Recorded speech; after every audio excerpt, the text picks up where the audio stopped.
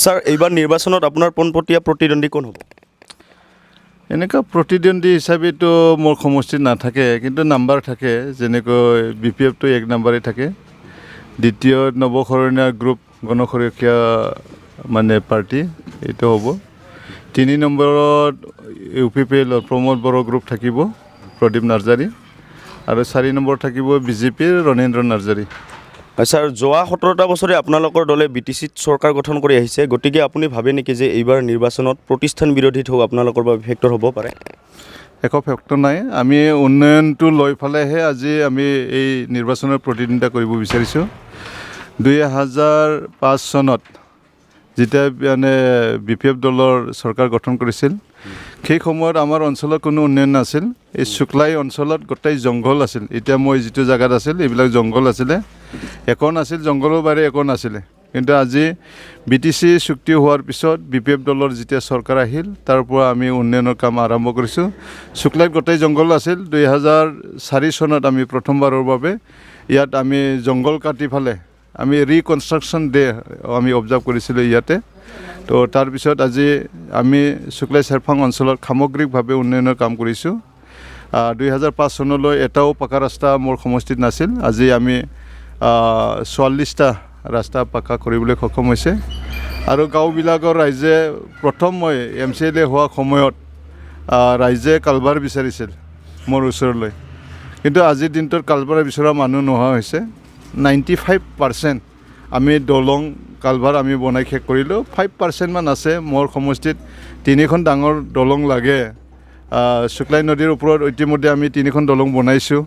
এখন দলং আৰু আমাক লাগে, সেই মানে চুৱাকপুৰৰ পৰা নিধুৱালৈ যোৱা ৰাস্তাত। তাৰপিছত বাল্টি নদীৰ ওপৰত ভালুকমাৰী গাঁৱত এখন দলং লাগে।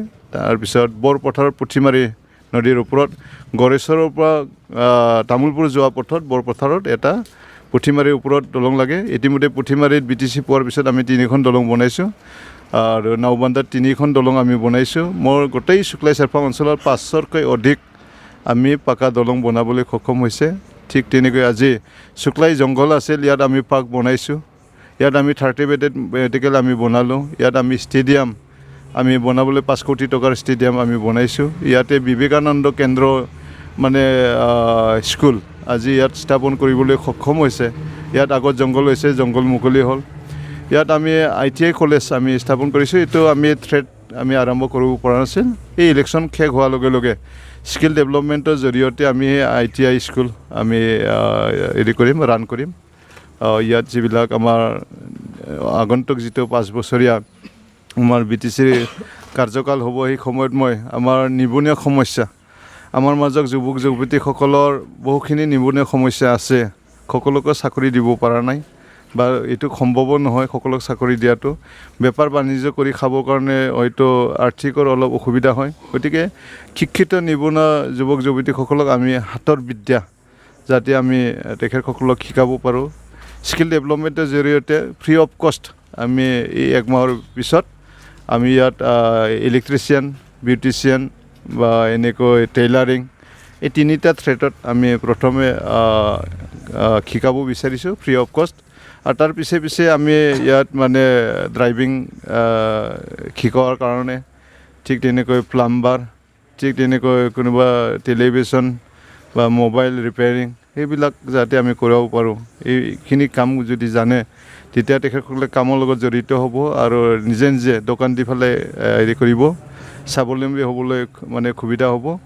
আৰু তাৰ বাহিৰেও আমাৰ স্কিল ডেভেলপমেণ্টৰ জৰিয়তে ট্ৰেইনিং দি ফালে আমাৰ বেকাৰ ল'ৰা ছোৱালীবিলাকক উদ্যোগ মানে গঢ়ি উঠাবৰ কাৰণে, এণ্টাৰপ্ৰেনাৰশ্বিপ বঢ়াবৰ কাৰণে আমি চেষ্টা কৰিম। এইটো আমাৰ পৰিকল্পনা। গতিকে এইখিনি। প্ৰমোদ বড়োৰ বিষয়ে আপুনি কি ক'ব? প্ৰমোদ বড়ো হ'ল মিছলীয়া মানুহ। ই এটা সময়ত কৈছিলে কোনোদিন BTCৰ গাদী কাঢ়িবৰ কাৰণে বা BTC chief, deputy chief, MCLA, MLA, MP হোৱাৰ কাৰণে আন্দোলন কৰা নাই। যেতিয়ালৈ ছেপাৰেট ষ্টেট বড়োলেণ্ড নাপায় তেতিয়ালৈ আন্দোলন কৰি থাকিম বুলি কৈছিল। কিন্তু আজি তেখেতসকলে BTR চুক্তি কৰিছে। BTR চুক্তি বড়োলেণ্ড ছেপাৰেট ষ্টেট হয় নেকি, এইটো প্ৰমোদ বড়ো ডাঙৰীয়াক মই কুৱেশ্যন কৰিছোঁ। আপুনি সমষ্টিবাসী ৰাইজক কি ক'ব? সমষ্টিবাসী ৰাইজক আমি এইটোৱে কৈছোঁ, উন্নয়নৰ স্বাৰ্থত পুনৰবাৰ হাগ্ৰামা মহিলাৰী ডাঙৰীয়াৰ বলিষ্ঠ নেতৃত্বত BTCত আমি আকৌ চৰকাৰ গঠন কৰিব লাগিব। যি আধৰুৱা আমাৰ কাম আছে সেইবিলাক কৰিবৰ কাৰণে আমি ৰাইজক অনুৰোধ জনাইছোঁ। ইয়াত যিহেতু বেলেগ ৰাজনীতি দলে উন্নয়ন নকৰে, কোনো পৰিকল্পনা BPF দলৰ বাহিৰে বেলেগ ৰাজনীতি দলৰ নাই। আজি মই 2005 চনৰ পৰা মোৰ সমষ্টিত 8জন বিৰোধী নেতাক মই পাই আহিছোঁ পাৱাৰত থকা। আজি পৰ্যন্ত মানে ভৱেশ কলিতা মিনিষ্টাৰ হৈ আছে, আজি মানে দিলীপ শইকীয়া MP হৈ আছে, নৱশৰণীয়া MP হৈ আছে, ভুৱনেশ্বৰ কলিতা MP হৈ আছে, এটা সময়ত মিনিষ্টাৰ আছিল। অনন্ত ডেকা MLA হিচাপে মই পাইছিলোঁ, ঘনীশ্যাম কলিতা MLA হিচাপে পাইছিলোঁ, এইপিনে ৰমেন ডেকাক MP হিচাপে পাইছিলোঁ, নাৰায়ণ বৰকটকী MP হিচাপে পাইছিলোঁ। যে সেই 8জন নেতাই এই 15 বছৰত আমাৰ শুক্লাই চেৰপাং অঞ্চলত কি কাম কৰিছে উন্নয়নৰ, ৰাইজক মানে হাতত কাগজ কলম লৈ ফালে হিচাপ কৰিব দিছোঁ। আৰু মই নিজে অকলে গণেশ কছাৰীয়ে সেই 15 বছৰত কি কাম কৰিছে এইখিনি ৰাইজে কাগজ কলম লৈ হিচাপ কৰক। মোতকৈ যদি 8জন নেতাই বেছি কাম কৰিছে মোক এটাও ভোট দিব নালাগে, আৰু যদি মই এই 8জন নেতাৰকৈ বেছি কাম কৰিছে অকলে, তেতিয়া মোক ৰাইজে কোনো প্ৰশ্ন নকৰি নাঙলৰ ছবিৰ ভোট দি BPF দলক জয়যুক্ত কৰিব লাগে। আৰু পুনৰবাৰ 29 নং শুক্লাই চেৰপাং সমষ্টিত উন্নয়নৰ কাম কৰিবৰ কাৰণে দায়িত্ব দিব লাগে বুলি মই ভাবোঁ। বহুত বহুত ধন্যবাদ ছাৰ। Thank U. হাগ্রামা মহিলার জিন্দাবাদ, গণেশ কছারি জিন্দাবাদ, বিশ্বজিৎ জয়মানি জিন্দাবাদ, BPF লং লিভ, ইনকলাব জিন্দাবাদ, গণেশ কছারি জিন্দাবাদ, BPF লং লিভ।